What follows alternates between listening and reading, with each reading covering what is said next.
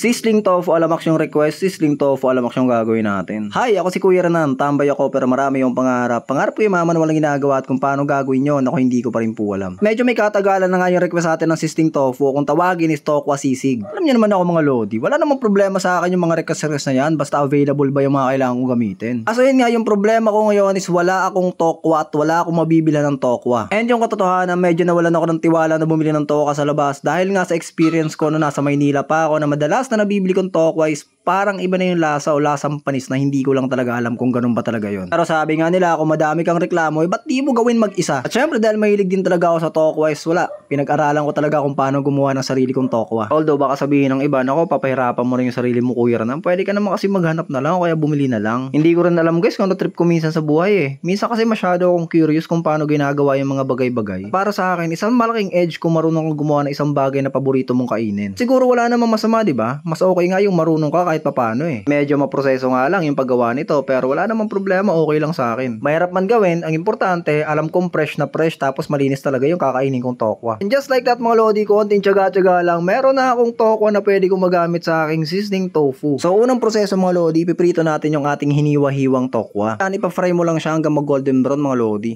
By the way, kumusta nga pala kayo mga idolo? Disyembre na pala no, pero parang hindi ramdam. Dati mga gantong panahon, ramdam na natin na papalapit yung Pasko. Although sa ating mga adults, given na yon na medyo nag-iiba nga talaga yung paramdam natin habang tumatanda tayo at medyo naging hindi na exciting yung Pasko. I mean sa panahon ngayon, parang literal na hindi na talaga exciting. Parang hindi lang yung mga matatanda yung nakakaramdam ng ganto. Medyo damay na rin mga lodi, pati yung mga bata. Pero well, di na natin maalis yan. Sa dami ba naman na nagdaang kalamidad sa Pilipinas. Sobrang taas ng bilihin, sa hirap ng buhay na nararanasan ngayon. Parang alanganin nga no, di rin natin may tatanggi na medyo marami ring distraction. Social media, gadgets, kung ano-ano pa, at medyo nakakalimutan ng mga tao yung espiritu ng Pasko eh. Feeling ko lang kasi medyo nag-iiba na rin ata yung paningin natin sa Pasko. Masyado na tayo nakafocus doon sa magagarbong handaan, pangmalupitang happenings, bagong gamit na mabibili, pagandahan ng regalo, at medyo nakakalimutan na nga natin na yung essence ng Pasko is yung pag-celebrate natin sa pagsilang ng Panginoong Hesukristo. Aminin man natin o hindi, karamihan sa atin, pagsapit ng Pasko, masuunahin pa mag-party-party at maglasing kaysa magsimba. At yung iba man, kung magsisimba, hindi naman talagang nagsisimba totally. Pakalat-kalat lang sa labas ng simbahan. At ang malalapan nito, yung iba dyan nasasangkot pa sa kaguluhan na dapat nga hindi nangyayari pagkapasko eh. Pero syempre wala na tayong magagawa dyan. Pero sana man lang talaga hindi nakakalimutan na iba yung pinaka-essence ng Pasko.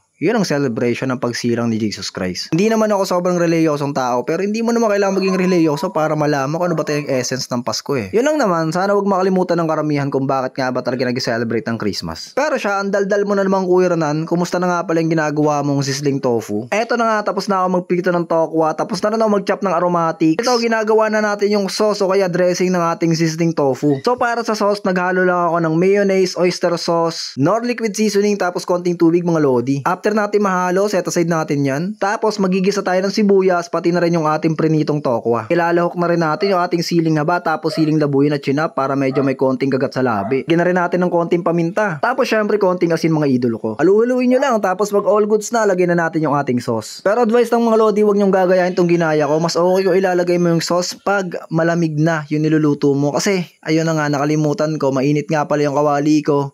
Tapos yung mayonnaise natin, di ba oil base yan, so maluluso siya at magiging sobrang mamantika yung ginagawa mong sizzling tofu. Wala na ako magagawa, nagawa ko na.